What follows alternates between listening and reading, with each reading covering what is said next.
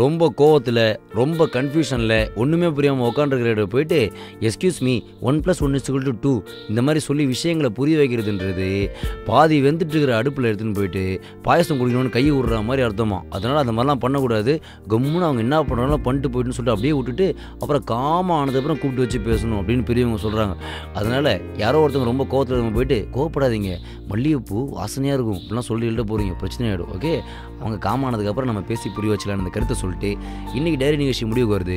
மீண்டும் நாளை இரவு 9 மணிக்கு உங்களை சந்திக்கிறேன்.